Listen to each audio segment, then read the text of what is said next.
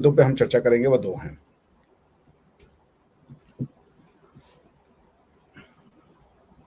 आज जिन मुद्दों पे हम चर्चा करेंगे वो दो हैं।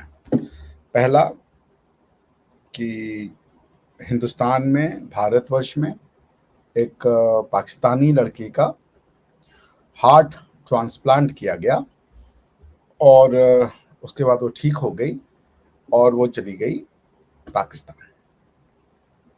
इस पे बात करेंगे और बात करेंगे सुप्रीम कोर्ट में एक साइमा करके एक महिला हैं जिन्होंने कि मुस्लिम पर्सनल लॉ बोर्ड को, पर्सनल लॉ को चैलेंज किया है सुप्रीम कोर्ट में।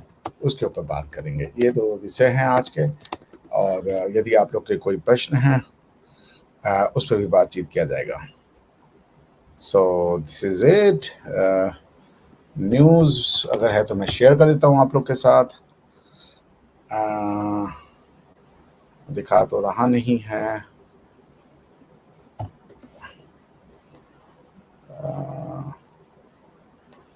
18 मार्च,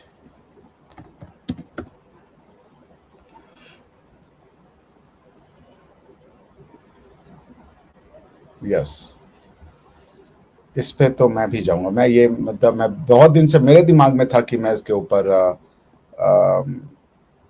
PIL डालूं, लेकिन यदि आप में से कोई है जो कि इस ऐसे क्योंकि नॉर्मली अब अगर मैं इंटरवीनर बन के जाऊंगा तो कोर्ट सुनती नहीं है, तो कोई अगर ऐसा NGO है who can just file a petition और उसमें मुझे अपना लॉयर वो कर लें, तो I am ready to argue in the court of law.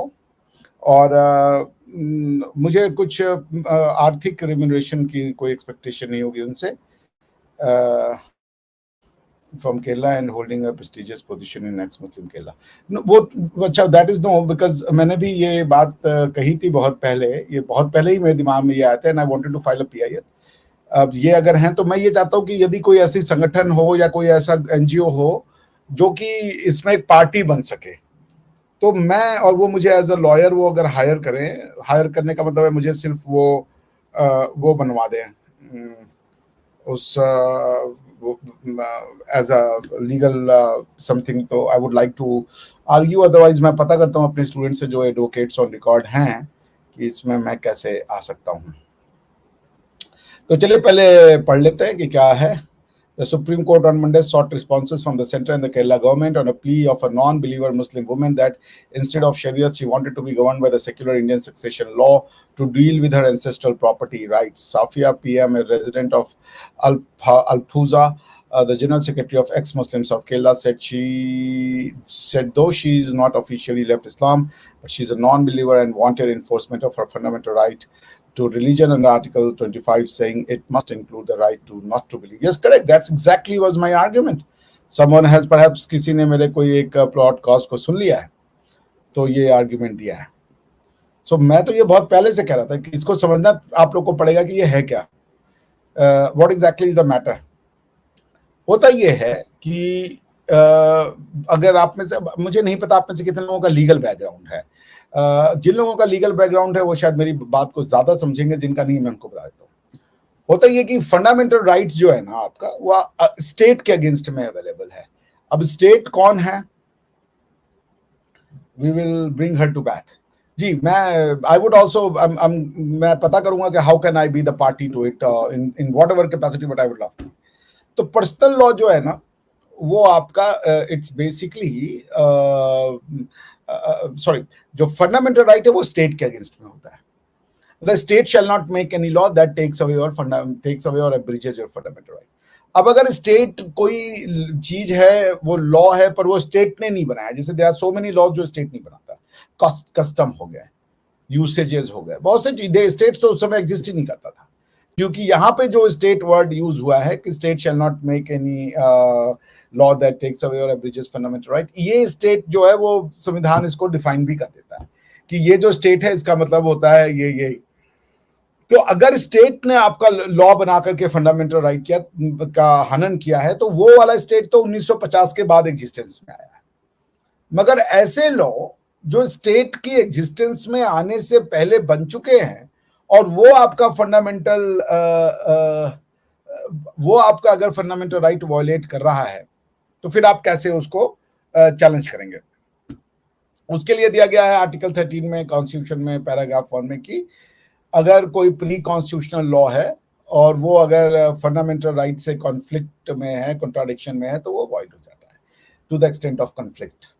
अच्छा, अब इसमें ये है कि लॉ की डेफिनेशन में कहते हैं कि बहुत सी चीजें लॉ की डेफिनेशन है, एक्ट है, बाई लॉज है, रूल्स है, रेगुलेशन है, लेकिन उसमें कस्टम और यूसेज के दायरे से पर्सनल लॉ को बाहर कर दिया। And I think this was a, I don't want to use harsh word, but I think that this decision in by the High Court of the Mumbai was an egregious decision. It's thoroughly bad decision. तो उसमें उन्होंने एक analysis की थी जो मैं बहुत मुझे फेंट सा याद है। उन्होंने ये कहा था कि ये जो वर्ड 13 क्लॉज 3 में जो लॉ की डेफिनेशन है उसमें पर्सनल लॉ नहीं है, और चूंकि पुराने वाले में पर्सनल लॉ था और चूंकि इसमें नहीं है, पर्सनल लॉ भी था, कस्टम भी था, इसमें नहीं है, तो इसका मतलब उसका पार्ट नहीं होगा। मुझे नरासू अप्पा मली का जो केस था वो मैं आप लोग के सामने उसको देख लेता हूं। तो अब ये था कि भाई नरासू अप्पा मली के केस में कि सुप्रीम कोर्ट ने कहा कि चूंकि वहां पे यूसेज और वो कस्टम जो है वो पर्सनल लॉ नहीं है, इसलिए पर्सनल लॉ जो है वो संविधान में फंडामेंटल राइट का वायलेशन नहीं कर सकता। अच्छा, पर्सनल लॉ क्या होता है?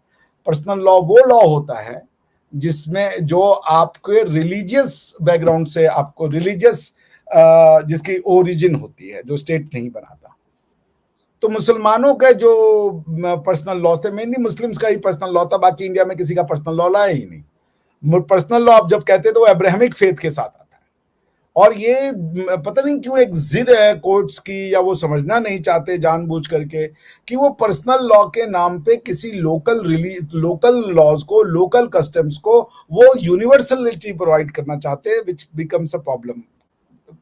अब जैसे इंडिया में बुद्धिज्म बना, मगर बुद्धिज्म का कोई लीगल सिस्टम नहीं था, तो जो लोग थे वो यहाँ के लोकल लॉ से गवर्न होते हैं। उसके बाद जैन थे, जैन अपना लोकल लॉ से गवर्न हो रहे हैं, किसी के लिए अलग अलग लॉ नहीं था। ये जो इस्लाम और क्रिश्चियनिटी जब आते हैं तो ये अपने साथ लॉ लाते हैं। तो क्रिश्चियनिटी तो फिर भी ठीक है क्योंकि मोस्ट ऑफ द कंट्रीज जो है वो अब सेक्युलर हो गई हैं, तो उसमें उतनी प्रॉब्लम नहीं होती है। लेकिन जहां तक बात इस्लाम की है, ये अपने इस्लामिक लॉ को लेके बहुत वो रहते हैं। तो इंडिपेंडेंस के तुरंत बाद ये नरासू अप्पा मली का केस हुआ था, और उसमें सुप्रीम कोर्ट ने, उसमें बॉम्बे हाई कोर्ट ने ये कहा था कि भाई ऐसा है कि ये जो पर्सनल लॉ है ये इसके दायरे से बाहर है, इसलिए अगर कोई पर्सनल लॉ आपका फंडामेंटल राइट का वायलेशन करता है तो उसमें कोई हम कुछ नहीं कर सकते, क्योंकि वो हमारे दायरे से बाहर है, वो पर्सनल लॉ आता ही नहीं है संविधान की उसमें। अब सुन लीजिए, ये जो मेन जो रिलेवेंट पार्ट था उनके डिसीजन का ये था, the distinction is recognized by the legislature is clear if one looks at the language of section 113 of the Government of India Act 1915. That section deals with the law to be administered by the high courts, and it provides that the high court shall in matters of inheritance and succession of land, rents and goods, and in matters of contract and dealing between party and party, when both parties are subject to same personal law or customs having the force of law, decide according to that personal law or custom, and when the parties are subject to different personal laws or customs having the force of the law, decide accordingly. This is the provision in the Constitution Act, and having this model before them in Constituent Assembly in defining law, Article 13 have expressly and advisedly used only the expression custom or usage and have omitted personal law. This, in our opinion, is a clear pointer to the intention of the Constitution making body to exclude personal law from the purview of Article 13. There are other pointers. Article 17 abolishes untouchability and forbids its practices in any form. Article 35 enables the state to make laws for the purpose of throwing open the religious institution, blah blah blah, certain aspects. तो वो उनका argument मैं आपको बता देता हूँ। Court ने कहा, उसका आर्ग्यूमेंट ये था कि गवर्नमेंट ऑफ इंडिया एक्ट 1915 में जो हाई कोर्ट्स को पावर दिया गया था मैटर को डिस्प्यूट रिजॉल्व करने के लिए, और डिस्प्यूट रिजॉल्व करने के लिए जो लॉ लगाने थे, उनमें जो लॉ की आइडेंटिफिकेशन की गई थी वो दो तरीके के थे, एक पर्सनल लॉज, एक कस्टम और यूसेज। और जब संविधान बनाया गया तो संविधान के आर्टिकल 13 में वहां पे कस्टम और यूसेज का तो वर्ड आता है, पर वो वर्ड नहीं आता है जिसको आप कहते हैं, मैं आपको शेयर कर देता हूं कॉन्स्टिट्यूशन, अगर आप लोग देखना चाहते हैं तो ये लीजिए कॉन्स्टिट्यूशन। ताकि अगर कोई यूपीएससी का स्टूडेंट है, जुडिशरी का स्टूडेंट है, तो उसका फायदा हो जाए।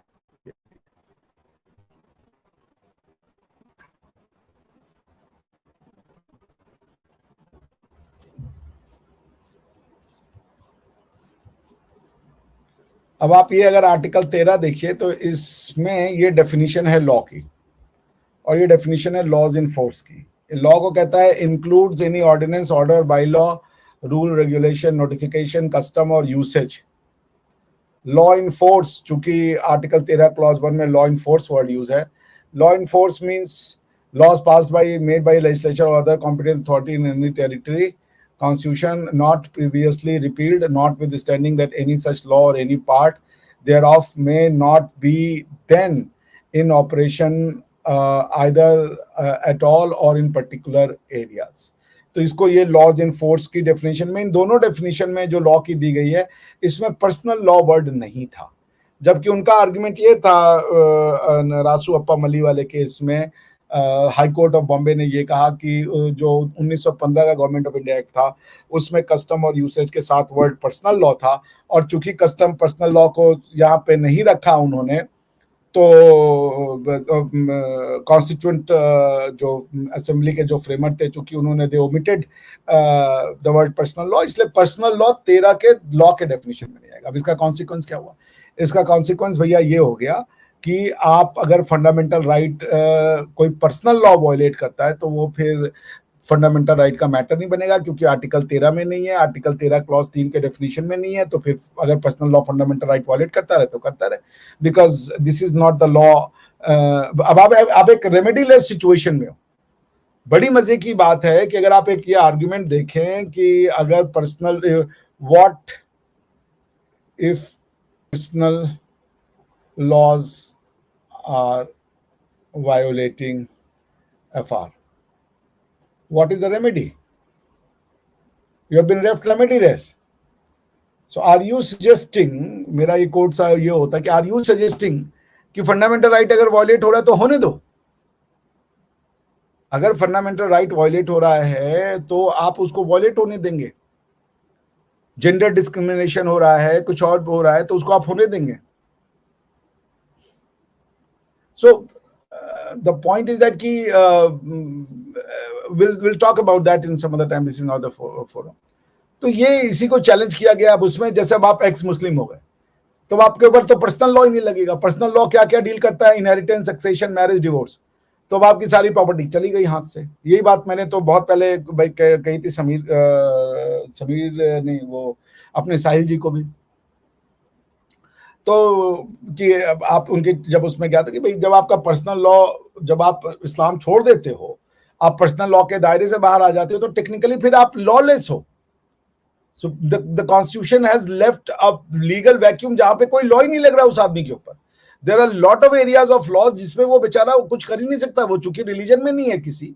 और कॉन्स्टिट्यूशन की जो आर्टिकल 245 में लॉ मेकिंग पावर है, 246 में लॉ मेकिंग पावर है, उसमें कोई लॉ बनाया नहीं है।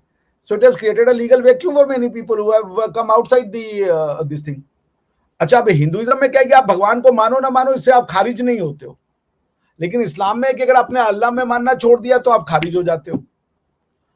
अब जैसे हिंदू में कह दो कि मैंने इस्लाम हिंदू छोड़ दिया, किसी को कोई फर्क नहीं पड़ता। जब तक आप कन्वर्ट नहीं होते तब तक आपके ऊपर हिंदू लगा रहेगा। लेकिन अगर इस्लाम में किसी ने जाहिर होकर कह दिया कि मैं नहीं मानता हूं अल्लाह में, तो वो वहीं पे खारिज हो गया, उसकी शादी टूट गई, उसके सारे के सारे रिश्ते खराब हो गए। तो फिर वो क्या करे? जबकि हिंदू में अगर मान ली मैं कहता मैं नहीं मानता हिंदुइज्म को, इससे क्या हो जाएगा? क्योंकि हिंदू कौन है? तो सिख भी हिंदू है, तो जैन भी हिंदू है, तो बौद्ध भी हिंदू है। बता ही नहीं रहे कि हिंदू क्या होता है, ये नहीं बता रहे, बता रहे सब हिंदू है। अगर भगवान बुद्ध ने वेद को नकार दिया तो वेद को नकारे जाने वाला भी हिंदू है और वेद को मानने वाला भी हिंदू है। ये कैसे हो रहा है संविधान में? ये तो पूछना पड़ेगा ना कि भाई भगवान बुद्ध ने वेद को नकार दिया, ठीक है, बढ़िया है, कोई दिक्कत नहीं है। आप कह रहे हो कि बुद्ध वाले जो है हिंदू है, और फिर आप ये भी सिखाते हो कि हिंदुइज्म जो है एक पर्टिकुलर थॉट प्रोसेस है, रिलीजियस प्रोसेस है, उसको रिलीजन की तरह ट्रीट करते हो। जैसे कि आप ये मैं लिख लेता हूं, इट्स अ गुड पॉइंट। अच्छा, ये तो मेरा सुना हुआ ही है, मैं सुन लूंगा इसको।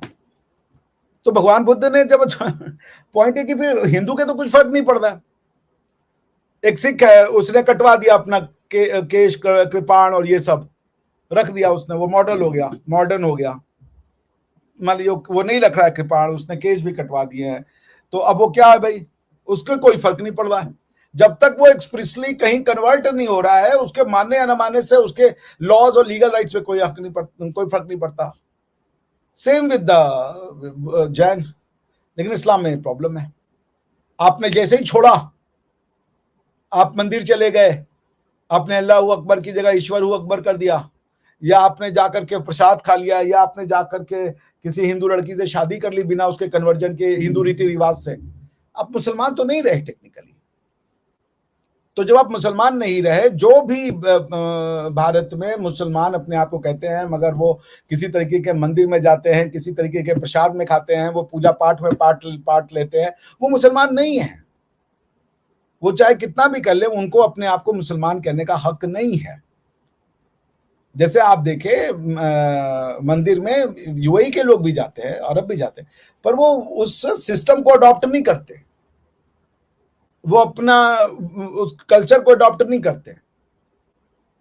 तो पॉइंट ये है कि मुसलमान अगर छोड़ के एक्सप्रेसली कह रहा है मैं एक्स मुस्लिम, कुफार कर रहा है वो, तो फिर क्या रेमेडी है उसके पास, बेचारे के पास?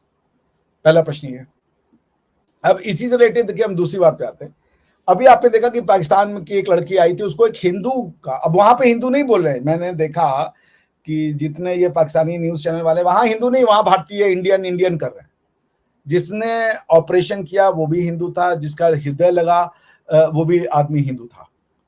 एक हिंदू का जो दिल है वो लगा करके जी रहा, वो हिंदू के दिल में भगवान राम बसते थे। अब वो मुसलमान लड़की है या हिंदू लड़की है, कैसे डिसाइड करोगे भाई? ये एक हिंदू की हार्ट एक मुसलमान में लग दी, और उस हिंदू के दिल में भगवान राम बसते थे सारी जिंदगी। उसने कहा मेरे दिल में माता सीता हैं, हनुमान जी हैं। अब वो लड़की हिंदू है या मुसलमान है, कैसे डिसाइड करोगे? क्योंकि तुम्हारी डेफिनेशन तो बहुत ही छोटी है।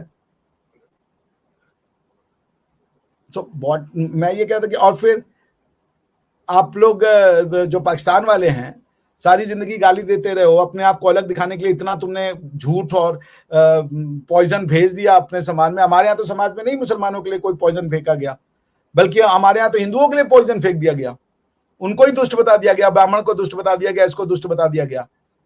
लेकिन ब्राह्मणों के अगेंस्ट में तो हमारी कोई भी स्कूल, मुसलमानों के अगेंस्ट में तो हमारी किसी भी एक स्कूल किताब आप इतना सा दिखा दें, एक सेंटेंस, एक वर्ड दिखा दे अगेंस्ट में, नहीं है। सच भी नहीं लिखते वो डर के मारे। एक होता है झूठ कंस्ट्रक्टिव इमेजिनेशन करना, एक है सच लिखना, मासिर आलमगीर ही पढ़ा दो। तो पॉइंट ये है कि भाई अब हमारे यहाँ तो आपने तो एक अपने आप को सच साबित करने के लिए जितनी नफरत तुम झेल सकते थे, पाकिस्तानियों ने हिंदुओं के अगेंस्ट में फेंक दी। कह रहे हो क्या मैं मलिच कह रहे हो? मलिच और कोई बुरा वर्ड नहीं है, मलिच का वर्ड है आउटसाइडर। तो तुम आउटसाइडर हो तो क्या कहेंगे भाई? आउटसाइडर को आउटसाइडर ना कहें, इनसाइडर कह ले। क्या हिंदू कहें तो प्रॉब्लम है, मलिच कहें तो प्रॉब्लम है? अगर हम मुसलमान को हिंदू कहते तो भी तुम्हारे पेट में दर्द है कि तुम हिंदू क्यों कह रहे हो हमको, हम तो अलग है। तो भाई हमारी भाषा में तो हमको नहीं पता था इस्लाम क्या होता है या मुसलमान क्या होता है, तो हमारी भाषा में आउटसाइडर के लिए मलिच है, मलिच के लिए भी क्या प्रॉब्लम है? मलिच कोई बाहर से आया वो मलिच है, वो आपके घर का नहीं है, वो बाहर का है। और ऐसी कोई रिटन बुक तो मैं नहीं जानता कोई ऐसी किताब लिखी गई हो। I do not know any such book फिर जिसमें कि मुसलमानों को मलिक कहा गया हो, एक्सप्रेसली उनको गंदा कहा गया हो। एक भी भारत की किताब, भारतीयों के द्वारा ये जो आपके कम्युनिस्ट ऑथर्स हो, मैं उनकी किताबें नहीं मानता हूं, तो फेक लिखा है उन्होंने। इंडियन जो कंटेम्प्रेरी ऑथर हो जिसने कि इस्लाम के बारे में गलत लिखा हो ना, सत्यार्थ प्रकाश में लिखा है, गलत नहीं लिखा, उसमें जो लिखा है जो आप पढ़ लीजिए जाके, क्वेश्चंस किए हैं उसने, क्वेश्चन का जवाब दो। तो अब अगर यही हिंदू को अगर तुमने पाकिस्तान में अगर ये हार्ट वो हुआ होता, तो सबसे पहले क्या कहते कि देखो तुम्हें तो रिलीजन चेंज करना होगा, तब तुम्हारा हम करवाएंगे। किसी हिंदू ने बोला कि रिलीजन चेंज कर लो?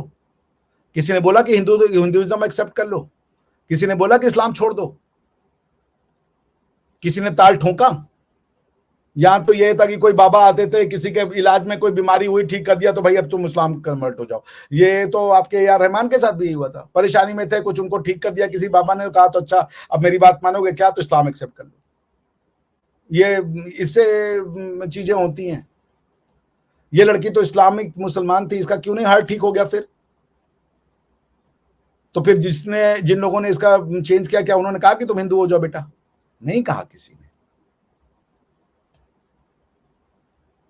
इसलिए ये जो मैं पाकिस्तानियों को सुनता हूं, वैसे तो हिंदू हिंदू सारा दिन हिंदुत्व, हिंदू आरएसएस गाली देते रहते हैं। अभी उनके पेट में दर्द हो रहा था ये बोलने में कि ये जो ऑपरेशन था वो हिंदुओं ने किया, जो हार्ट दिया वो भी एक हिंदू था, उसके परिवार वालों की रजामंदी से ही हार्ट गया होगा ना। और किसी ने बोला इस लड़की से कि अपना रिलीजन छोड़ दो? किसी ने बोला कि तुम्हारे अल्लाह में इतनी ताकत थी तो तुम्हें क्यों नहीं हार्ट देके बचा लिया?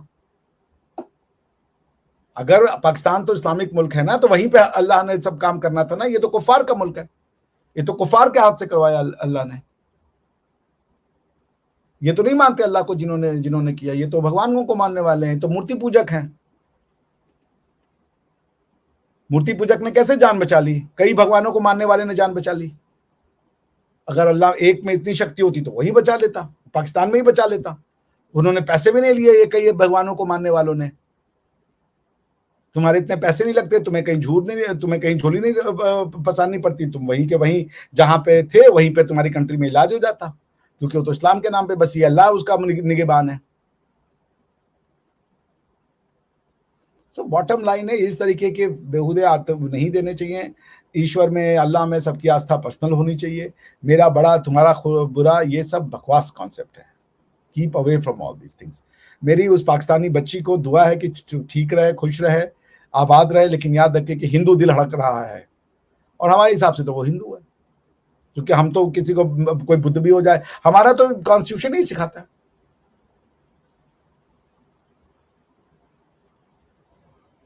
तो खैर चलिए, आप लोग के कमेंट्स ले लेते हैं और फिर आज का ये बात यहीं खत्म करते हैं। सूर्यवंशी जी कह रहे हैं गुरु जी प्रणाम। प्रणाम सर। बी कह रहे एससी का कम्युनिस्ट आइडियोलॉजी का चमचागिरी। ये मैं मानता हूं कि कुछ एक डिसीजंस तो अजीबो गरीब थे, उनका तो लॉजिक ही मेरे, जब आपका नया कॉन्स्टिट्यूशन बन रहा था तो फिर ये पर्सनल लॉ को रिकॉग्नाइज करें। Personal law was a divisive, जब यूसीसी था उसमें कॉन्स्टिट्यूशन में, तो फिर ये कह देना चाहिए था कि अगर पर्सनल लॉ फंडामेंटल राइट को वायलेट करता है तो फिर हम उसको तो नहीं, वो कस्टम्स के दायरे में आएगा। उससे क्या होता कि जो लोगों ने पर्सनल लॉ को अपना बिजनेस बना लिया वो डिटर होते, वैसे प्रैक्टिसेस को नहीं करती, तब सोसाइटी में ही डिमांड होती है यूसीसी की तरफ जाओ। जो लोग होते हैं उनके पास रेमेडी होता है, जो फंडामेंटल राइट जिनका वायलेट हो रहा होता है पर्सनल लॉ के नाम पे, वो आ जाते। लेकिन बहुत बड़ी एक सेक्शन को उन्होंने रेमेडी लेस कर दिया। आज कोई रेमेडी नहीं है आपके पास अगर है, क्योंकि गवर्नमेंट तो रिफॉर्म का एक्ट कर नहीं सकती। आप मुसलमानों के पर्सनल लॉ में करने जाएंगे, वो तो आपको कहेंगे ये तो जाति हो रही है, जुल्म हो रहा है हमारे ऊपर। किसी तरीके का रिफॉर्म ही जुल्म है, क्योंकि आप इंटरफेयर कर रहे हो। तो फिर basically what you have done that many people are left remediless, constitutional protection के दायरे से बाहर हैं, आर्कियाइक लॉ में वो जी रहे हैं, और कॉन्स्टिट्यूशन को बेसिकली समझ ही नहीं थी। जिन जज साहब ने लिखा कि कॉन्स्टिट्यूशन का नाम ही होता है कि भाई आपने, अगर मुसलमानों ने भारतीय कॉन्स्टिट्यूशन को एक्सेप्ट किया था तो उसका ये मतलब है कि उन्होंने पर्सनल लॉ सरेंडर कर दिया अपने। ये रीडिंग होनी चाहिए थी, पर पता नहीं क्यों नहीं वो रीडिंग की उन्होंने। सो एनीवेज, शहजाद कह रहे हैं अब ईश्वर को गाली देने पर आ गए हो गोबर दिमाग। अरे भाई, ईश्वर को गाली देने में क्या बुराई है भाई? ये सब तुम्हारे यहाँ चलता है, हमारे यहाँ नहीं चलता। किस बिल्कुल गाली दो, नहीं सुख है तो तुम नहीं गाली देते। अगर तुम कहते हो कि सब गलत है और एक ही सही है तो गाली दे रहे हो ना भैया। काहे किसी ईश्वर को ये कह देना कि गलत है तो गाली देना होता है ना भाई। शहजाद पढ़े लिखे तो हो, सारा जिंदगी तो ये चिल्लाते हो ना, ला इलाहा इल्लल्लाह, कोई गॉड नहीं है सिवाय अल्लाह के, उसके सिवा कोई माबूद नहीं है। क्यों नहीं है भाई? जो मान रहा है उसको तो गाली हो रही है ना, उसके भगवान को। ईश्वर तो तुम यूज भी नहीं कर सकते। अगर ईश्वर और अल्लाह एक है तो बोलो जाके ईश्वर हूं अकबर। अल्लाह की जगह हर जगह ईश्वर शब्द का उपयोग करो, अदरवाइज ये डबल स्टैंडर्ड तो बंद करो भाई Shahzad. Viram Singh, here is the topic of discussion. What your opinion about religion of foreign origin versus? Yes, we can have it a lot. It's very easy. I have already explained it, but I can have it again and again. They say Allah made way. This is why she got a new heart. तो पाकिस्तान में बना देता, वो अल्लाह का मुल्क है, वो सऊदिया में बना देता, सऊदिया का लॉ बनते हैं तो कुफार से तो मना किया है दोस्ती करने को। अल्लाह ने यह भी कहा कि कुफार के नजदीक मत जाओ, कुफार से दोस्ती मत करो, मुशरिक से दोस्ती मत करो। तो अगर मुशरिक दोस्ती की ये कैसे हो जाएगा? दोनों कैसे? तो कॉन्ट्राडिक्टरी फिर प्रोविजन हो गए लॉ के। अल्लाह यही काम इस्लाम को मुसलमान को दे सकता था करवाने के लिए। अल्लाह में पावर थी तो किसी मुसलमान को देता ना। मुसलमान का वो होता कि भाई मुसलमान का नाम होता कि हार्ट, उसने हार्ट ट्रांसप्लांट कर दिया, मुसलमान का हार्ट लगवा देता अल्लाह। पाकिस्तान के किसी डॉक्टर को इतनी शक्ति दे देता। It's unconstitutional. पर्सनल लॉ खत्म होना चाहिए, बिल्कुल खत्म होना चाहिए पर्सनल लॉ।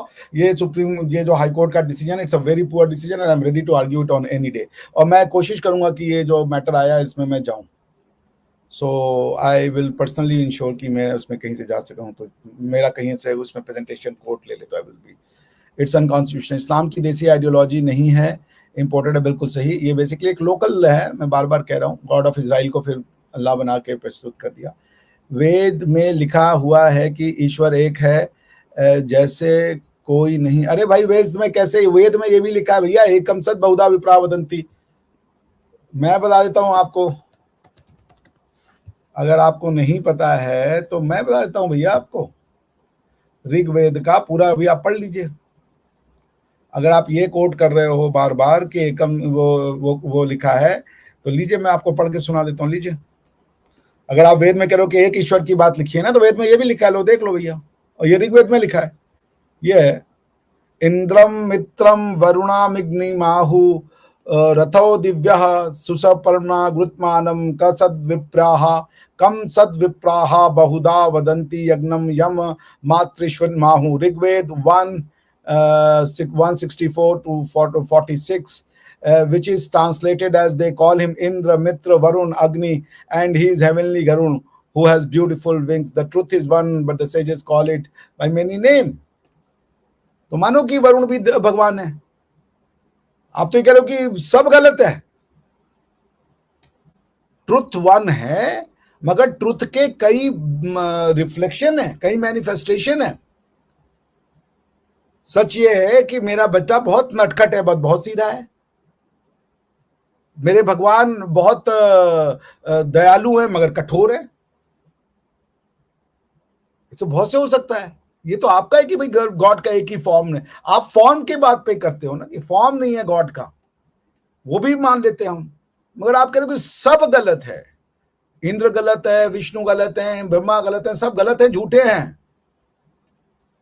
सूर्य अल मैदा में पढ़ लो भैया, ये तो लिखा हुआ है साफ साफ कि तुमको तुम्हारा भगवान, हमको हमारा भगवान। तो अगर आप ये कह रहे हो कि ये लिखा है कि एक ही ईश्वर है, तो वो नहीं लिखा, सत्य लिखा है एक। ईश्वर और सत्य में अंतर है। भगवान को कई बता रहा है पर सत्य एक होता है। भगवान हमारे यहां कोई लॉ गिवर नहीं है, सत्य एक है। उस सत्य को अलग अलग तरीके से बताया जा सकता है। कोई इंद्र के तरीके से बता रहा है, कोई विष्णु के तरीके से बता रहा है, कोई बहुत से तरीकों से बता रहा है। तो ये आपको समझना पड़ेगा ना। आपकी जिद है कि बस मेरा वाला सही है, बाकी सब गलत है। ये प्रॉब्लम का घर है। अगर ये आप छोड़ दो तो सब सही है, फिर तो सबका सही है। अल्लाह भी सही है, हम भी सही हैं, आप भी सही हो, सब सही है, किसी को कोई प्रॉब्लम नहीं है। तो इसलिए ये जो मैं कह रहा हूं कि आपको समझना पड़ेगा इन चीजों को। समझ गए बंधु? तो खैर चलिए, आइए अब दूसरा प्रश्न ले लेते हैं हम। किशोरी लाल, खत्म करने में आपकी भूमिका होगी तो हम जी बिल्कुल, आई वुड लव टू। मेरे पास जो आर्ग्यूमेंट आई एम श्योर बहुत लोगों के पास में, तुम्हारा धर्म तुम्हारे लिए, मेरा मेरे लिए, भगवान ईश्वर एक ही है। नहीं है भैया, भगवान ईश्वर एक कैसे है? भगवान और ईश्वर एक कैसे है? एक बात बताओ। भगवान और ईश्वर अगर एक है तो आप अल्लाह अकबर की जगह ईश्वर अकबर कहोगे? ईश्वर के तो कई रूप हैं, ईश्वर के कई नाम हैं। वरुण भी उसका नाम है, अग्नि भी नाम है, इंद्र भी नाम है, ब्रह्मा भी नाम है, कृष्ण भी नाम है, राम भी नाम है। तो ईश्वर के सारे रूपों को सेलिब्रेट करो, पूजा मत करो, लेकिन होली खेलो। फिर होली खेलने में क्या दिक्कत है? वो तो कल्चर है। और अगर सब भगवान एक है तो फिर क्यों रामनवमी का और दीपावली का प्रसाद नहीं खा सकते? वहां तो कोई झुकना नहीं है। अगर ईश्वर और अल्लाह एक है शहजाद भाई, तो फिर होली का होली खेलो, दीपावली मनाओ, सब एक है। मिश्रा जी प्रणाम, कैसे? बस गुरु जी बढ़िया। ब्रजेश सिंह जी, ए बीबी सब गलत है सिवाय अलबी अल्लाह के। क्या नहीं, देखिए मैं कह रहा हूँ आप उसको भी मानो सही, अल्लाह में हो, आपको अल्लाह मुबारक हो, कोई बुराई नहीं है, क्योंकि हमारे यहाँ पे तो यही है भाई। अल्लाह को मैं गलत कह ही नहीं सकता। मैं अगर कट्टर हिंदू हूं तो मैं वैदिक फिलॉसफी को मानूंगा कि अल्लाह गलत नहीं है। आपको मर्जी है मानो, हाँ कॉन्स्टिट्यूशनल गवर्नेंस में रहना होगा, लॉ तो नहीं मिलेगा आपको। अल्लाह में मानो, मस्जिद जाइए, ईद मनाइए, मैं मनाऊंगा आपके साथ ईद, और सेवैयां खाएंगे, नमाज पढ़िए, खूब जोर जोर से नमाज पढ़िए, कोई ऑब्जेक्शन नहीं। मैं अल्लाह को गलत नहीं कह सकता क्योंकि मैं हिंदू हूं। मैं हिंदू छोड़ दिया तो मैं कहूंगा कि, अगर मैं क्रिश्चियन हो गया तो मैं कहूंगा अल्लाह गलत है, अगर मैं मुस्लिम बन गया तो मैं कहूंगा कि ईश्वर गलत है। वरना अगर कह रहे हो कि ईश्वर और अल्लाह एक ही है तो फिर दीपावली का प्रसाद को ठुकराओ मत, फिर होली खेलने से कतराओ मत, भगवान राम की रामनवमी को भी उतना ही दिल से छुट्टी करवाओ। सर मेरा एक क्वेश्चन है, ये शहद जैसे लोगों को आप रिस्पॉन्ड मत करें, सही ये लोग दिमाग नहीं है। नहीं, सब हैं, मेरे भाई हैं शहजाद, मेरे भाई हैं, इनको अगर कुछ नहीं है, इनके मन में प्रश्न है, मैं उसका उत्तर देने के लिए तैयार हूं। Exclusive versus inclusive, yes sir, you right. Alright बच्चों, तो सर आप लोग की बहुत बहुत आप लोग का बहुत बहुत शुक्रिया। और कल्पना जिन्ना जी कहने, काफिरों का गला काटने के लिए बोलता है, ये कैसे सही है? नहीं, बहुत से मेरे बहुत प्यारे मुसलमान भाई बहन हैं, मैं जानता हूं, थ्योरेटिकल आर्ग्यूमेंट करने की जरूरत है, रिफॉर्म की जरूरत है, बहुत अच्छे हैं, मैं बता रहा हूं आपको, संख्या कम या ज्यादा है, लेकिन they some of them are really really good people, very बहुत अच्छे। इसलिए मैं कह रहा हूँ मुसलमान बहुत से बहुत अच्छे मुसलमान होते हैं। आप थ्योरी पे आर्ग्यू करें, कॉन्सेप्ट पे आर्ग्यू करें, and that's what I do. Master chef Khatoon Yana पे कमेंट करें, कौन है Khatoon Yana? I have no idea who is Khatoon Yana. अब ये खातून याना जी कहाँ हैं आप? जो होंगी तो मैं इनसे बात करूंगा। चलिए, तेरा धर्म तेरे इसको मतलब है, या तो जो चाहे काहे का वो को कहना को जरूरी है, क्या जबरदस्ती है? अरे भाई हम कहाँ कहने, जब आप कह रहे हो कि सब एक है, जबरदस्ती कहां से आई? आप ही बोल रहे हो ना कि अल्लाह, ईश्वर, रामचंद्र जी सब एक हैं, तो जब सब एक हैं तो फिर जबरदस्ती, तब तो इच्छा की बात आई ना। और अगर आप कह रहे हो कि एक नहीं है तो फिर बोलो फिर एक नहीं है भाई, उस एक पे टिक के रहो ना भैया। रिबाहा ने आपको मैसेज किया था, सर यू आर राइट। मैं जानता हूं बहुत से अच्छे लोग हैं, बहुत से अच्छे लोग हर जगह हैं, उनकी संख्या कम या ज्यादा हो सकती है। रिबाहा जी ने अगर मैसेज किया था तो उनको भी मेरा सलाम। सर क्या मुस्लिम कभी सेक्युलर कंट्री में अपने आप को एडजस्ट कर सकते हैं? बहुत से मुस्लिम करते हैं, बहुत से मुस्लिम अच्छे हैं, मुस्लिम से मुस्लिम ही लड़ रहे हैं। ये ताहिर गोरा सर हो गए, ताहिर फतेह सर हो गए, हमारे समीर भाई हो गए, हमारे साहिल भाई हो गए, हमारे जफर हेरिटिक हो गए, एडम सीकर हो गए, हमारे जो ये आरिफ मोहम्मद खान सर हो गए, हमारे फेस टू फेस वाले, ये सब मुसलमान है भाई, ये इनमें से ही निकल रहे हैं। पहले डरा के रखा गया। हमने क्या कहा कि जब हमने मुगलों को खत्म किया तो बाहर से आ गए यूरोपियन फोर्सेस, हम उनसे लड़ने में लग गए, वरना अगर हमारा शासन आ जाता तो फिर हम अपने लोगों को वो बता देते कि भाई देखो ठीक है ईश्वर, हम उनको अपने तरीके इंडियन बना देते। लेकिन इंडियन बनाने का टाइम नहीं आया, क्योंकि बाहर की और फोर्सेज ने आके हमें डिवाइड कर दिया। उन्होंने फिर हमें हिंदू मुसलमान, ये ट्राइबल नॉन ट्राइबल, और उसके बाद की जो गवर्नमेंट आई, उन्होंने जब जो उनको आजादी मिली थी उसका उन्होंने सही उपयोग नहीं किया, उन्होंने उस डिवीजन को और परपेचुएट कर दिया, उसको डेमोक्रेसी का नाम दे दिया, उसको वोटर का नाम दे दिया, उसको डेमोक्रेसी का अरिथमेटिक बना दिया। We did a blunder. मैंने कहा ना, कॉन्स्टिट्यूशन मिला था अपने प्रोटेक्शन के लिए, अपना रूल बनाओ। हमने अपना रूल बनाया नहीं, दूसरे के रूल ले आए, उससे खेल रहे हम। This is nonsensical. तो ठीक है, आप सभी को मेरा राम राम, नमस्ते, फिर मिलेंगे, वंदे मातरम। आप लोग से अनुरोध है कि कृपया चैनल को लाइक करें, सब्सक्राइब करें, शेयर करें, कमेंट करें, और बटन दबा दीजिए बेल आइकन का, और सुपर चैट कीजिए, थैंक्स वाला चैट कीजिए और आते रहिए। आप लोग के आने से मुझे बहुत अच्छा लगता है। बहुत प्यार महसूस होता है, आप लोग जो प्यार देते हैं उसके लिए मैं आभारी हूँ। आप सबको बहुत-बहुत नमस्ते।